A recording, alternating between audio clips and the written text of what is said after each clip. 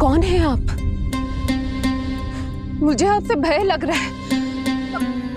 आप मेरे भैया नहीं हो सकते। सही कहा तूने।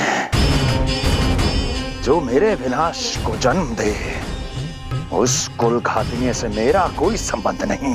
महाराज, रक्त के संबंध क्रोध की अग्नि में मत झुलसाइए।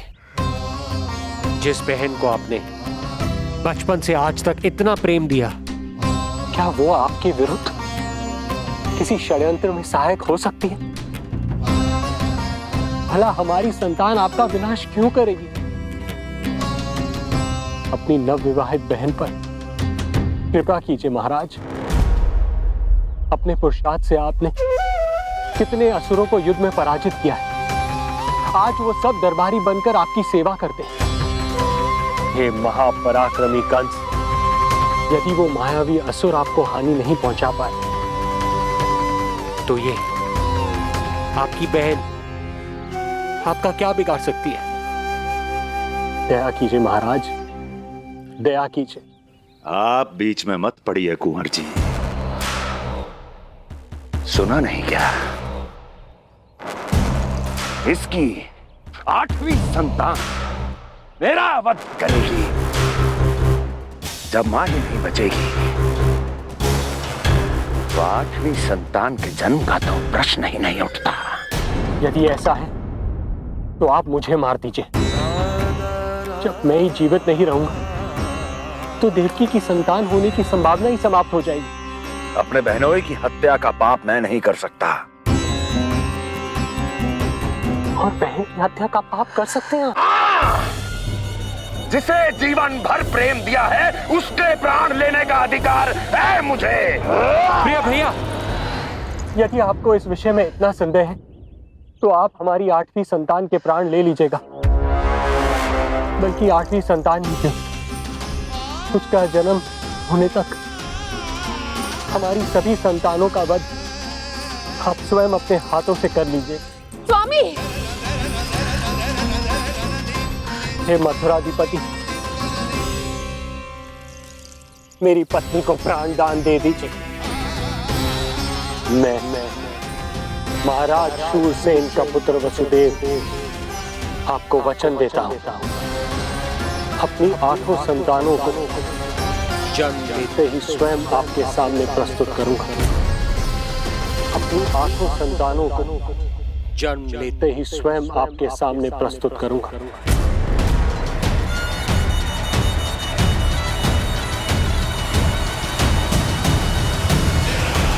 बधाई हो कुंवर जी।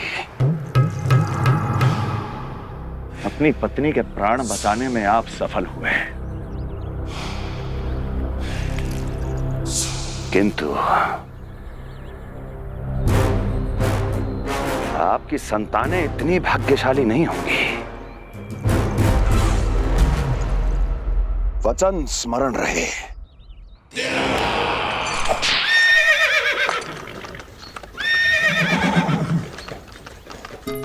इस तरह रक्त की प्यासी कंस की तलवार की छाया में देवकी और वसुदेव का वैवाहिक जीवन प्रारंभ हुआ। जब कंस की निर्ममता और वसुदेव के वचन का ये दुखद समाचार गोकुल पहुंचा, तो हे नारायण, अर्थात राजा वसुदेव यदि कंस के सामने गिड़गिड़ाते नहीं तो रानी देवकी के प्राण चले जाते। हाँ नंदराज, और अब वो दोनों कंस के महल में हैं, किंतु वो महल भी उनके लिए किसी बंदी गृह से कम नहीं है।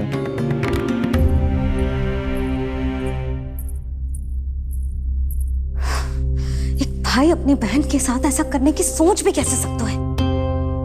मेरा बस चले तो उस दुष्ट कंस को मटके में डाल के इसे घोट के रख दूं, जैसे मलाई घोट के माखन निकाला जाता है।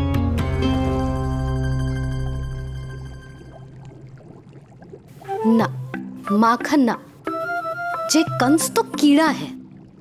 इसे तो पटक पटक के ऐसे मारना चाहिए जैसे कीड़ा निकालने के लिए धान के गट्ठर को पटका जाता है।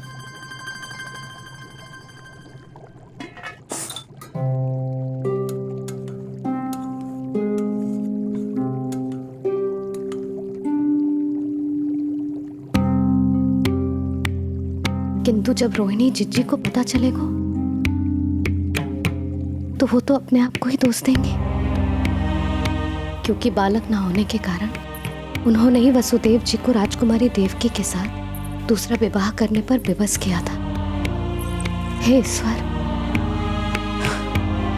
जिस सुख के लिए रोहिणी जिज्जी ने पत्नी जीवन का सबसे बड़ा त्याग किया था, जब उन्हें पता चलेगा कि वही सुख उस क्रूर कंस ने छीन के मटिया मेट कर दिया है,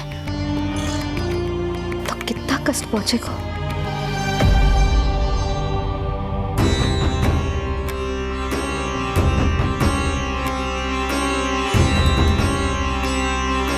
रोहिणी जीजी,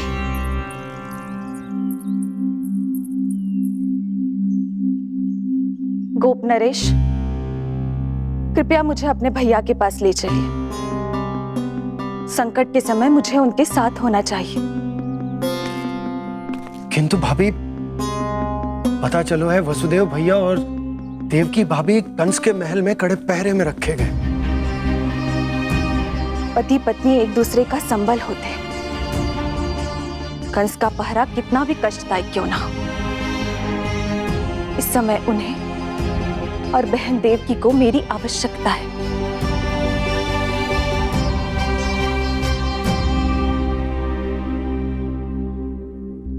ये मेरी विवशता है कि यादव कुलदीपक होकर भी आपको इस महल में बंदियों की तरह रहना पड़ रहा है, और मैं कुछ कर भी नहीं पा रही। काश आपने मुझसे विवाह ही ना किया होता। तो क्या मैं अपने भाग्य से भाग पाता देवकी? पूर्व जन्म के कर्मों के फल स्वरूप जो हमारी नियति में लिखा है वो तो हमें भोगना ही है। श्री हरि क्या करते हैं, कब और क्यों करते हैं, ये दुख हमारे जीवन में किस उद्देश्य से आए हैं, इन रहस्यों का पता लगा पाना हम मानवों के लिए संभव नहीं है देवकी।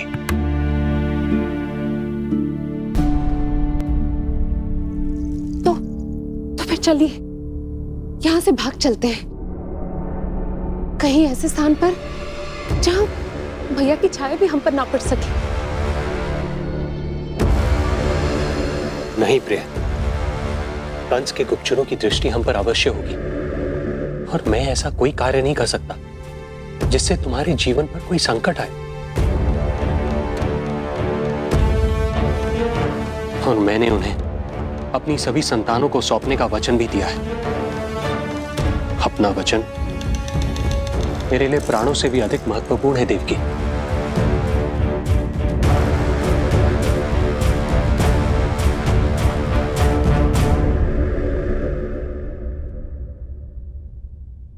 राजन, राजकुमारी, गोकुल से रानी रोहिणी और गोपराज नंद पधारे हैं।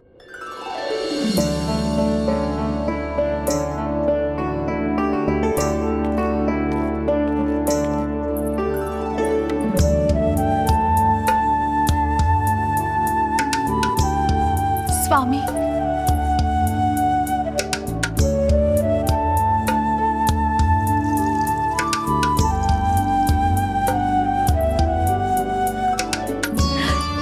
बहन, दीदी,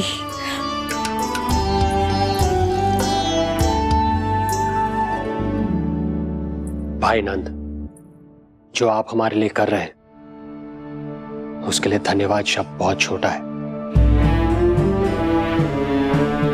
मैं अपने भाग्य को स्वीकार कर चुका हूं। यदि यही श्री नारायण की इच्छा है तो यही सही।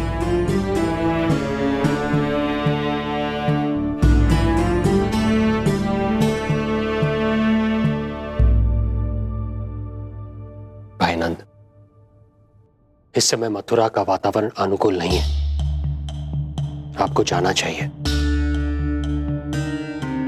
यशोदा भाभी भी चिंतित हो रही होंगी, उनसे कहिएगा हम यहां सुरक्षित हैं अभी तक।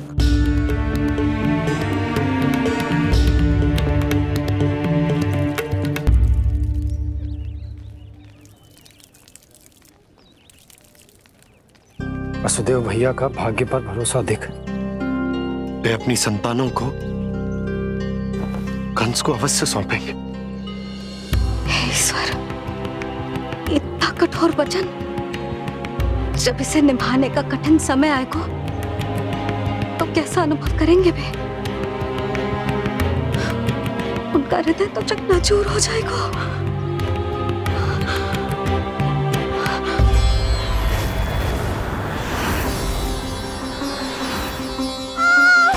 सब्र से सब ठीक हो जाएगा।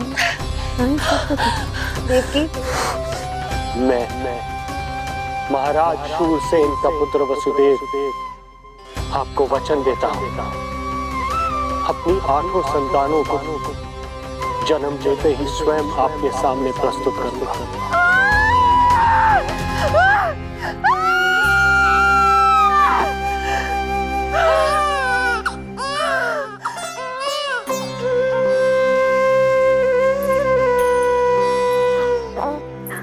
बधाई हो स्वामी, आपको पुत्र रत्न प्राप्त हुआ है।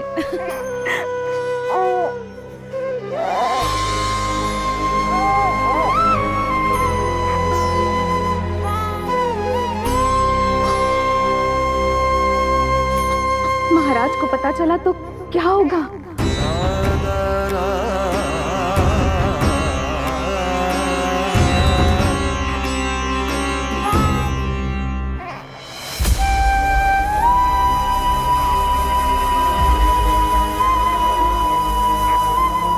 अपने पुत्र को इन हाथों में थामना। कितने वर्षों से इस पल की प्रतीक्षा कर रहा था मैं, और आज जब यह पल आया है, मेरी आंखों में दुख के आंसू हैं। एक पिता जब प्रथम बार अपनी संतान को गोद में उठाता है तो सबसे पहले यह सोचता है कि उसे क्या नाम दूं, उसका सुनहरा भविष्य कैसे सुनिश्चित करे। किंतु मैं वो भाग्यहीन पिता हूं जो अपने पुत्र का भविष्य मृत्यु के अंधकार में डुबोने जा रहा है। मैं इसे नाम देकर क्या करूंगा?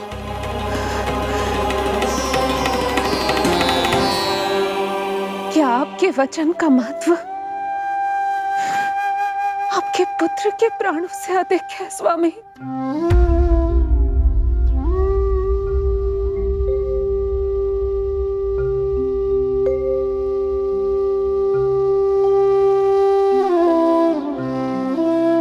श्री नारायण का दूसरा नाम सत्य होता है देवकी। तुम ही कहो, मैं श्री नारायण से विमुख कैसे हो जाऊं? मुझे अपना वचन निभाना ही होगा। हृदय के टुकड़े टुकड़े क्यों ना हो जाए, मुझे इसे कंस तक ले जाना ही होगा।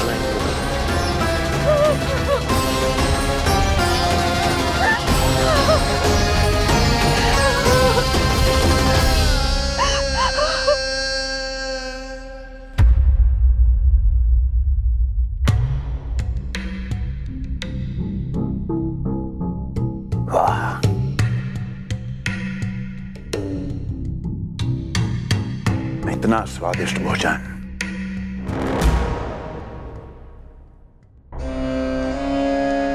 किसी विशेष इच्छा की पूर्ति के लिए मुझे सम्मोहित तो नहीं करना चाहती? मुझे पति के रूप में प्राप्त कर तो चुकी हो, अब प्राप्त करने को क्या क्या बचा है प्राप्ति? मैं प्राप्ति नहीं, अस्थि हूं स्वामी। प्राप्ति तो छुई मुई बनकर वहां खड़ी है। आप सदैव अपने विषय में ही सोचते हैं, कभी मेरे ओर भी निहारा कीजिए, तभी तो मेरा नाम सही से स्मरण होगा आपको। मैं अपने विषय में ही सोचता हूं, तभी तो 10 दिशाओं में मेरे नाम का डंका बजता है, मेरे साम्राज्य का विस्तार होता है, तभी तो मेरा अस्तित्व है। अस्थि स्मरण रहे, तुम हो क्योंकि मैं हूं।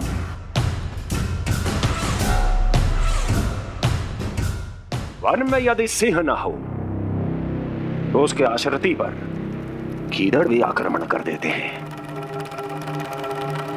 सिंह कभी अपने शत्रु को एक क्षण भी जीवित नहीं छोड़ता महाराज।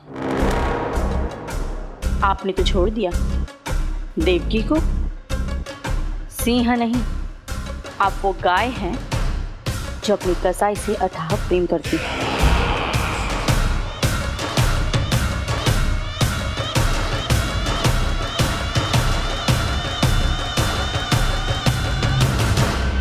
सभी संतानों को जन्म लेते ही मेरे पास लेकर आएगा,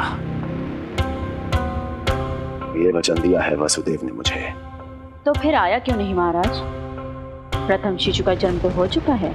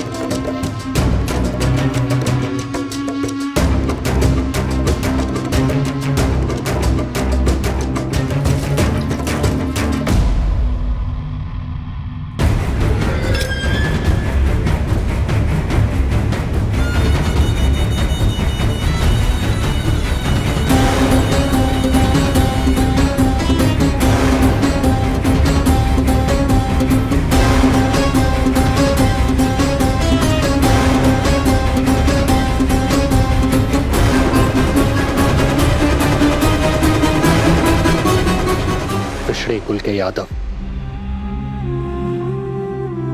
अपना वचन मिथ्या नहीं होने देते महाराज।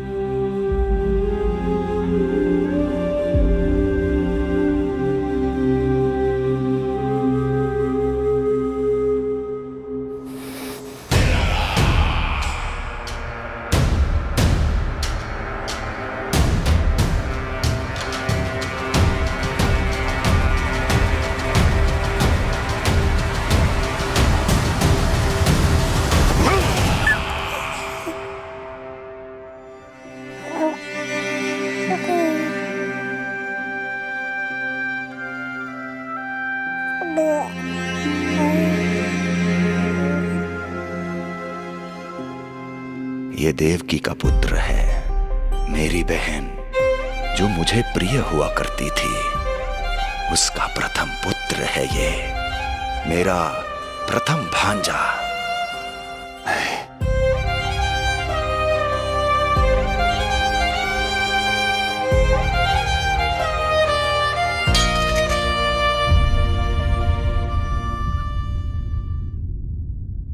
इसे वापस ले जाइए कुंवर जी।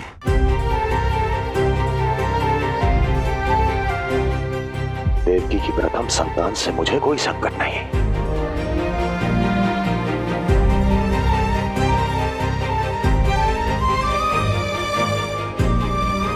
और आपको क्या लगता है कुंवर जी कि मैं कोई राक्षस हूं क्या?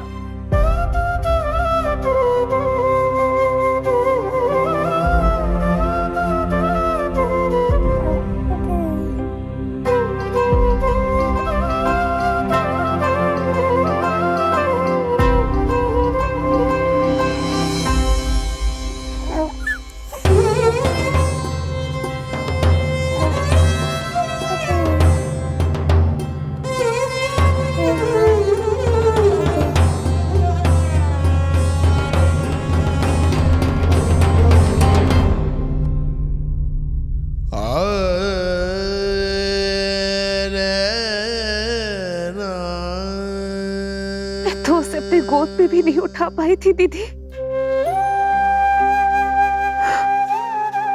उसका वो सुकुमार मुख मेरी स्मृति से जा ही नहीं रहा। वो मधुर रुदन अभी तक मेरे कानों में गूंज रहा है। मैं तुम्हारी पीड़ा का अनुमान लगा सकती हूँ देवकी। मैंने उसे जन्म नहीं दिया था, फिर भी मेरे कान अभी तक उसके रुदन की ध्वनि सुन रहे हैं। क्योंकि ये अपनी माओ को पुकार रहा है। तुम्हारे भैया ने हमारे पुत्र को प्राणदान दे दिया देवकी।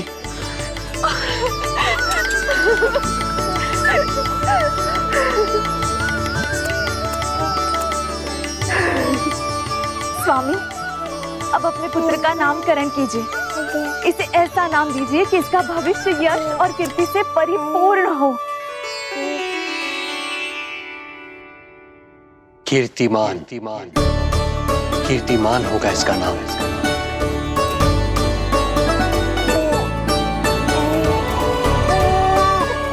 कीर्तिमान।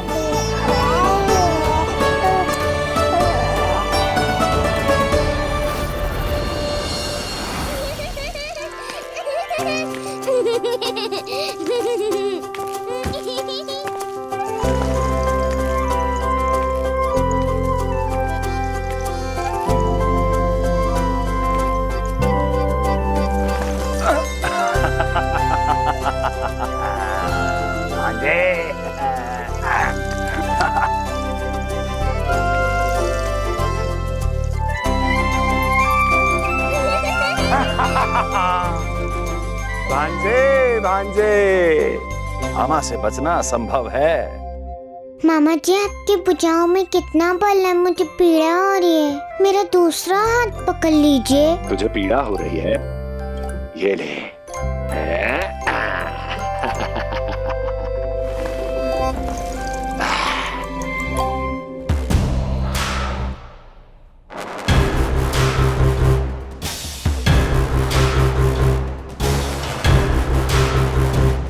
नारायण नारायण।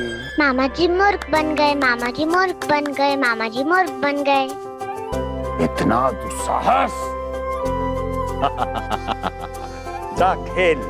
अब मामा जो है देवर्षि के साथ मंत्रणा करेंगे। जा खेल। क्योंकि अत्यंत महत्वपूर्ण ना हो तो देवर्षि हमारे द्वार पर आने का कष्ट नहीं उठाएंगे।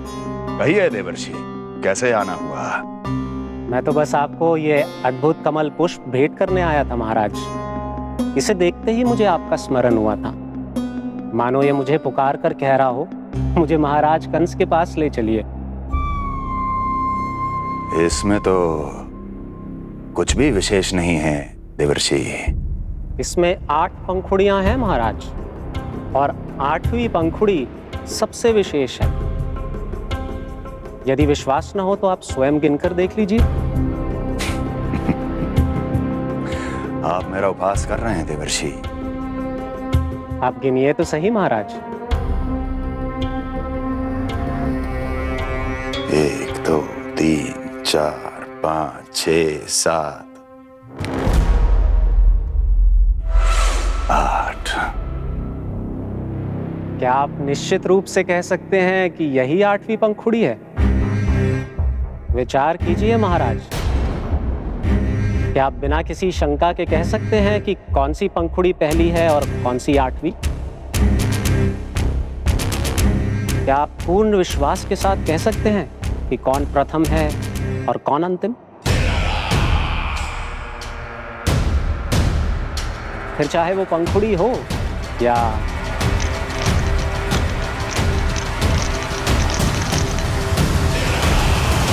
सावधान करने के लिए धन्यवाद देवर्षि। कंस के साथ धोखा करने वाले को अति भीषण दंड मिलेगा। भविष्य में ऐसी कल्पना मात्र से ही मेरे शत्रु भय से कांप उठेंगे। मथुरा नरेश, मैं तो मात्र पंखुड़ियों की बात कर रहा था। यदि आपने कुछ और समझ लिया है तो उसका उत्तरदायित्व मेरा नहीं है। नारायण नारायण।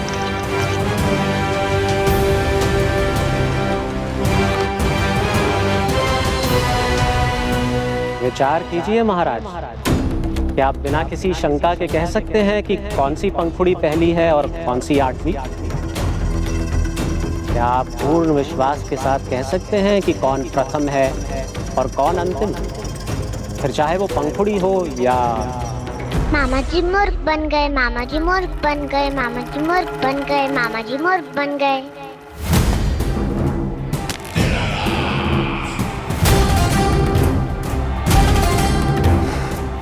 कंस को कोई मूर्ख नहीं बना सकता। कीर्तिमान।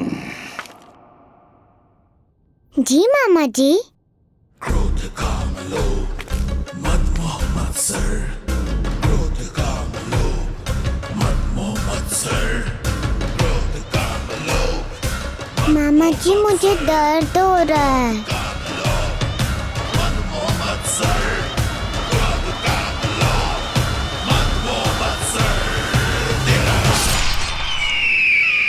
स्वामी, ये कीर्तिमान के लिए कैसा लग रहा है? ये लीजिए स्वामी।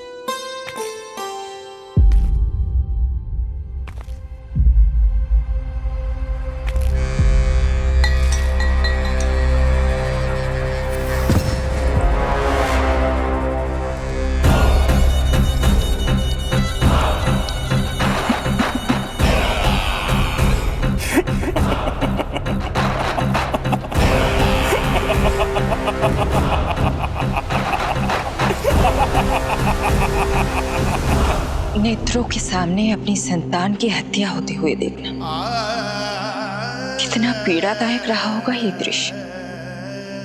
किंतु प्रभु, यदि देवर्षि नारद कंस के हृदय में संदेह का बीज न बोते तो कंस ऐसा कभी नहीं करता। तो फिर उसे उकसाए ही क्यों देवर्षि ने? आप भूल गए देवराज, समस्त संसार में जो भी होता है मेरी इच्छा अनुसार ही होता है। यही प्रश्न नारद ने भी मुझसे पूछा था।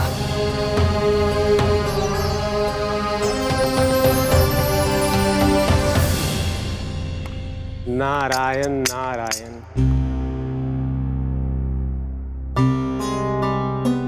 छोटे से बालक की इतनी निर्मम हत्या और माध्यम बना मैं। प्रभु, ये कैसी लीला है आपकी? अभी तो देवकी की 5 और संतानों की हत्या होना शेष है नारद। अब से कंस शिशुओं के जन्म लेते ही उनकी हत्या कर देगा। यदि जन्म के तुरंत बाद ही मृत्यु होनी है तो जन्म का लाभ ही क्या है प्रभु? यही विधि का विधान है नारद। कीर्तिमान और शेष 5 बच्चे श्रापग्रस्त हैं। जन्म के कर्मों के अनुसार अल्पायु होना उनकी नियति है। उनकी मृत्यु के बाद ही शेषनाग के अंश के रूप में बलराम और मेरे अंश के रूप में श्री कृष्ण का अवतार संभव होगा। नारायण नारायण।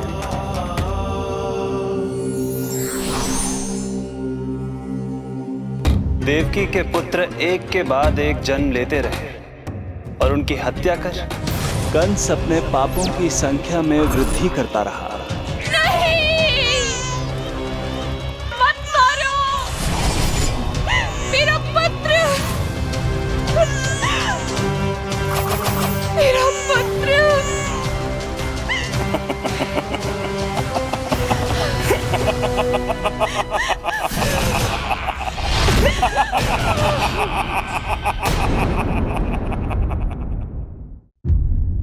अब उसकी क्रूरता की कथा ऐसे मोड़ पर आ पहुंची जहां से वापसी असंभव है, क्योंकि अभी अभी उसने देवकी के छठे पुत्र का वध कर दिया है।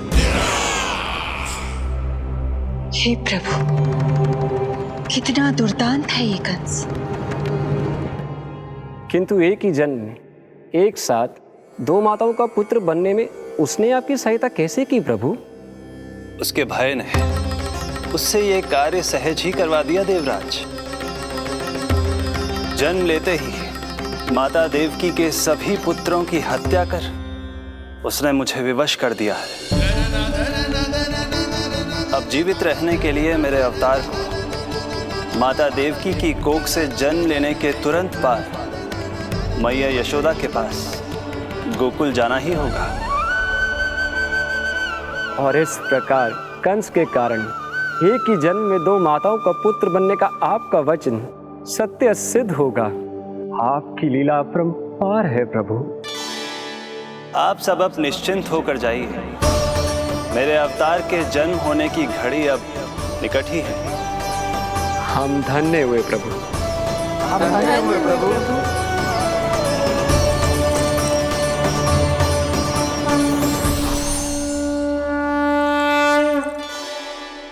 मुझे तो अभी से मैया यशोदा के साथ आपको खेलते हुए देखने की उत्सुकता हो रही है। उनकी प्रवृत्ति कितनी निराली है। क्रोध ना करो तो क्या करूं? देखिए इसकी सतानी, फिर चला गया सुलक्षणा के बगीचे में फूल खाने। और आपको तो पता है ना सुलक्षणा का, इतनी सी त्रुटि हो जाए पूरे गांव में बखान करने में कोई कमी ना रखती।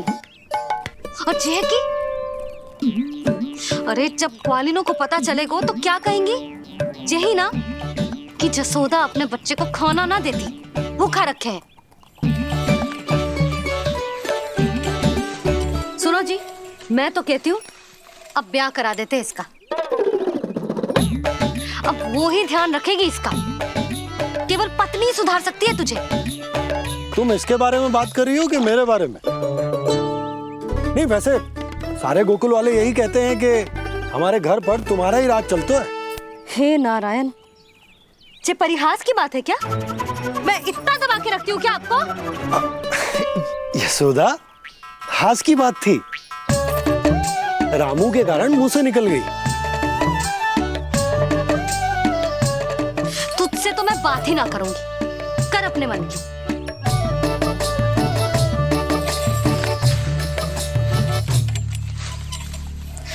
पता है तुझे कितना क्रोध आता है जब तू ऐसे बिना बताए घर से चला जाता है। प्रेम है जे मेरा, चिंता है मेरी। तुझे कुछ हो जाए तो अपना लल्ला माना है तुझे।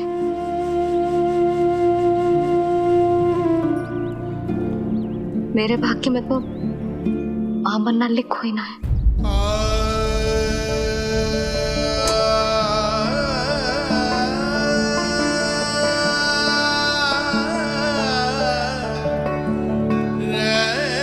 यशोदा,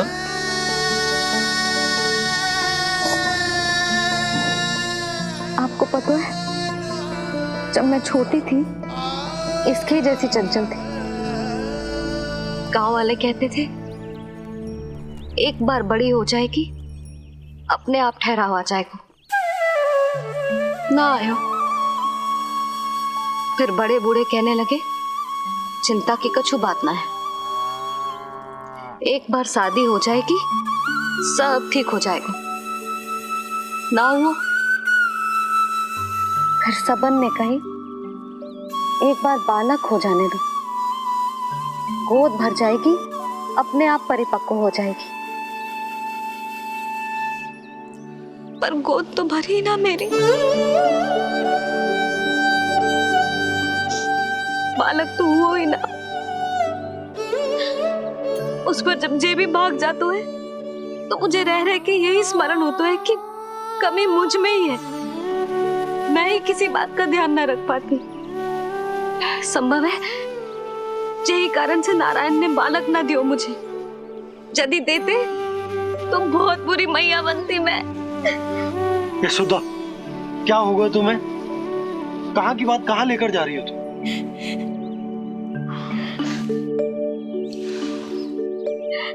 बालक अवश्य होगा हमें, और बहुत अच्छी मैया बनोगी तुम। बस नारायण सही समय की प्रतीक्षा कर रहे हैं। मेरी तो ना सुन रहे बे। आप ही कह दियो उनसे, अब और प्रतीक्षा ना होगी मुझसे।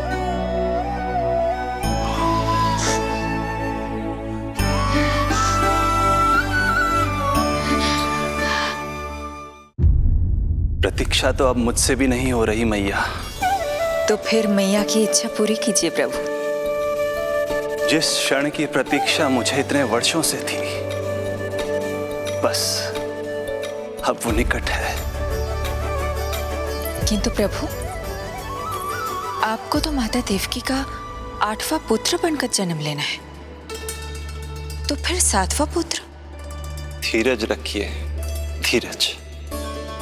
आपको तो ज्ञात ही है, मेरे यहां देर है, अंधेर नहीं। मैं यहाँ तुम दोनों पर आश्रित हूँ यशोदा। भोजन, सुरक्षा, परिवार का अपनापन सब कुछ दिया है तुमने मुझे, किंतु मेरा दुख मुझे एक क्षण भी चैन लेने नहीं देता। मेरे स्वामी और बहन देवकी कितने ही वर्षों से कंस की काल कोठरी में बंदी है। दिन रात नियति के शाप को सहन करने के अतिरिक्त और कोई उपाय नहीं है उनके पास। ऐसे में मैं सुख की सांस कैसे लूं? कीर्तिमान की हत्या के बाद मेरी सुरक्षा के लिए मेरे स्वामी ने मुझे यहाँ भिजवा दिया, चुपचाप। किंतु मेरा हृदय तो वही छूट गया यशोदा। इससे तो अच्छा होता कि मैं भी उसी कारागार में होती, मेरे स्वामी और बहन देवकी का दुख तो साझा कर पाती। अपनी 6 संतानों को कंस के हाथों मृत्यु के गोद में जाते देखा है उन्होंने। अब तो मुझे उस क्षण की कल्पना से भी डर लगने लगा है, जब देवकी अपने 7वें पुत्र को अपने गर्भ में धारण करेगी। भय से भविष्य नहीं टलता, होनी होकर ही रहती है। समय बीता और देवकी के गर्भ में 7वें पुत्र का आगमन हुआ। क्या इसका भी भविष्य वही होगा जिसके भाइयों का हुआ था? इस बंदी गृह की दीवारें, प्रत्येक ईंट, प्रत्येक पत्थर, यहां तक कि यहां की वायु भी उस कंस की बंदी है। अब तक तो उसे सूचना भी मिल चुकी होगी। वो निर्दयी, क्रूर प्रतीक्षा कर रहा होगा कि कब तुम्हें प्रसव हो और कब उसकी तलवार हमारे नन्हे शिशु, हमारी 7वीं संतान का रक्त पिए।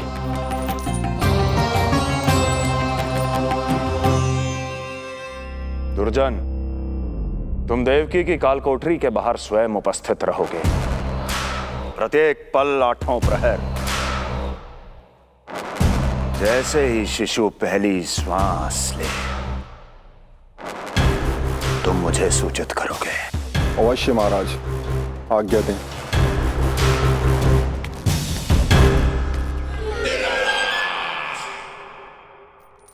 कुछ कीजिए स्वामी, कुछ कीजिए। मैं नहीं चाहती कि ये अपनी प्रथम श्वास इस बंदी गृह में ले। देवकी, विवशता से मेरा कलेजा भी फटा जा रहा है, किंतु इस काल कोठरी में बंद मैं कर ही क्या सकता हूं? किंतु इस सृष्टि के पालनहार, जगत के नियंता श्री हरि तो कर सकते हैं, तो फिर क्यों नहीं करते वो कुछ ऐसा कि कम से कम मेरी इस संतान का अंत उतना दुखद ना हो जैसा अन्य संतानों का हुआ था। क्यों नहीं करते वो कुछ हरि, क्यों नहीं करते? बताइए ना स्वामी, क्यों नहीं करते वो, क्यों नहीं करते? जो देवी भविष्य में मेरी मां बनने वाली है, उनकी करुणा भरी पुकार को मैं व्यर्थ कैसे जाने दे सकता हूं? कंस के राक्षस तत्व के अंत के लिए ऐसी माया की आवश्यकता है जो मेरी लीलाओं को क्रियान्वित भी कर दे और उसे भनक भी ना पड़े। ऐसी क्षमता और माया किसके पास है प्रभु?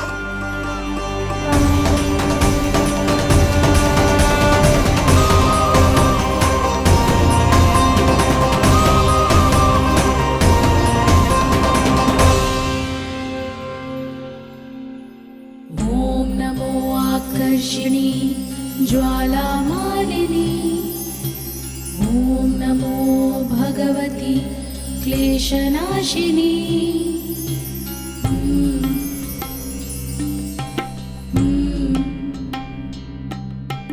ओम नमो योगमाये सर्वमोहिनी। ओम नमो योगमाये आज्ञा दीजिए प्रभु।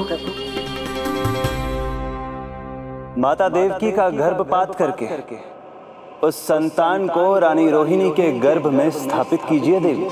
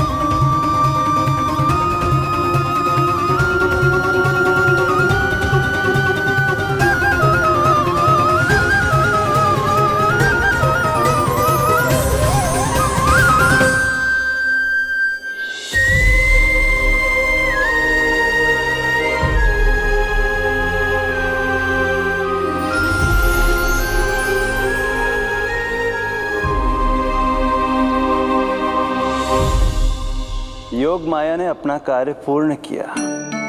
सुबह सूर्य की रश्मियां देवी रोहिणी को ऐसा संदेश सुनाएंगी जिसे सुनकर वो प्रसन्नता से झूम उठेंगी।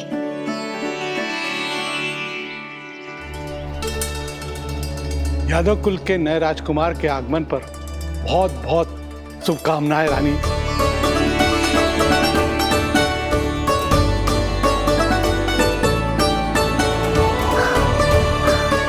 यशोदा, मैं माँ बनने वाली हूँ। यशोदा, सुना तुमने? चिच्ची, मैं माँ बनने वाली हूँ। मैं माँ बनने वाली हूँ यशोदा। अरे संभाल के जीजी चित्कार कर रही हो। बधाई हो चिच्ची, बधाई हो, बहुत बहुत बधाई हो।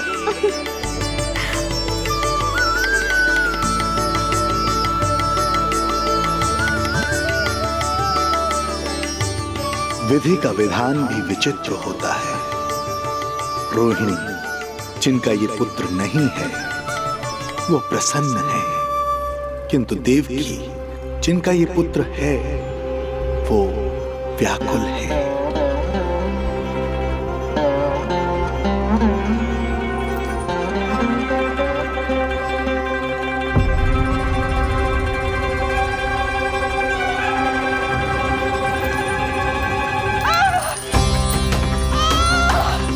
क्या हुआ देवकी? तुम ठीक तो? स्वामी, स्वामी मेरा पुत्र, स्वामी हमारा पुत्र चला गया स्वामी, हमारा पुत्र चला गया। धीरज धरो देवकी, संभव है यही श्री हरि की इच्छा हो। किंतु मैंने उनसे ये तो नहीं मांगा था ना स्वामी। मैंने कहा था हमारा पुत्र यहाँ श्वास न ले, इसका ये अर्थ नहीं था। क्यों किया नारायण ने ऐसा? क्यों किया?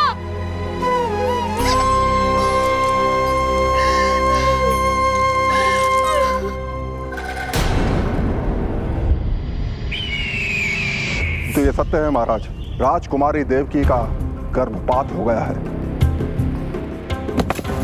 बच गया वो शिशु। किंतु यदि मेरे हाथों उसकी मृत्यु होती तो अधिक कष्ट होता उसे। सुख में समय पंख लगाकर उड़ता है। शीघ्र ही रोहिणी के प्रसव का दिन आ पहुंचा और उसने एक स्वस्थ और सुंदर बालक को जन्म दिया।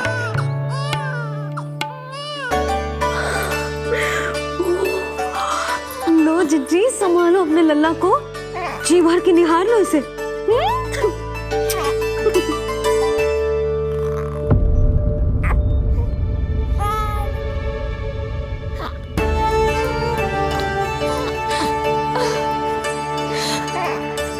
मेरा पुत्र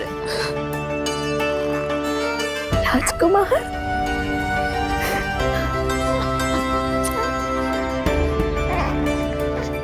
अच्छा जीजी, मैं तनिक इनको भी सूचना देकर आती हूँ। वसुदेव भैया तक भी तुझे शुभ समाचार पहुंचानो है। राजकुमार कौन है? हाँ, गोकुल का राजकुमार है। हाँ गोकुल का राजकुमार है मेरा बच्चा। बल तो इतना है कि पूछो ही मत आप। एक बार उंगली पकड़ लेना तो उसके बाद छुड़ाना अत्यंत कठिन हो जाता है। और दृष्टि ऐसी कि एक बार में मन मोह ले। भगवान श्री राम की भांति सबको प्रसन्न रखतो है। बस तो फिर उसका नाम बल राम रखना। तो फिर उसका नाम बल राम रखना। देवकी, बधाई हो, तुम छोटी मां बन गई। भैया, आप दोनों कछु चिंता ना करियो। बलराम का लालन पालन मेरा उत्तरदायित्व है। उसे कछु कमी ना होने दूंगा मैं।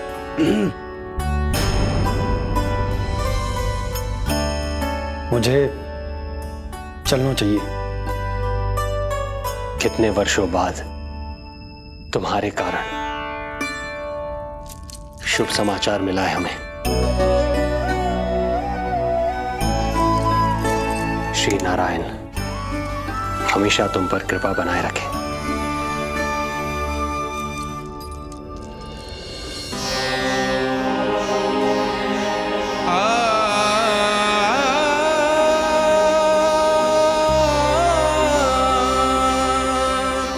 आपको बहुत बहुत बधाई हो स्वामी।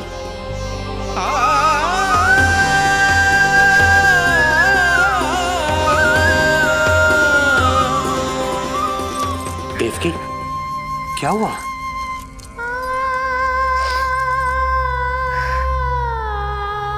कुछ नहीं। रोहिणी दीदी ने हमको वो सुख दे दिया जो मैं कभी ना दे सकी। उन्होंने आपको संतान दे दी, किंतु मैं देवकी,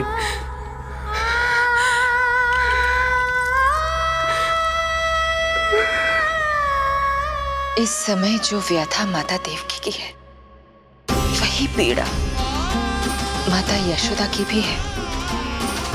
माता देवकी की ममता अपनी सभी संतानों को खोने की वेदना से त्रस्त है, तो माता यशोदा की ममता संतान ना होने के संताप में झुलस रही है। सत्य कहा देवी, मुझे आभास हो रहा है मैया यशोदा का हृदय मुझे अपनी गोद में खिलाने के लिए कितना व्याकुल है। सच्ची श्रीहरि, सच्ची में प्रसन्न हूं मैं कि आपके आशीर्वाद से रोहिणी जी को इतना प्यारा लल्ला हुआ है। पर मुझसे क्या त्रुटि हुई नारायण? मुझे क्यों न दियो आपने लल्ला? मुझसे क्या त्रुटि हुई नारायण? मुझे क्यों न दियो आपने लल्ला?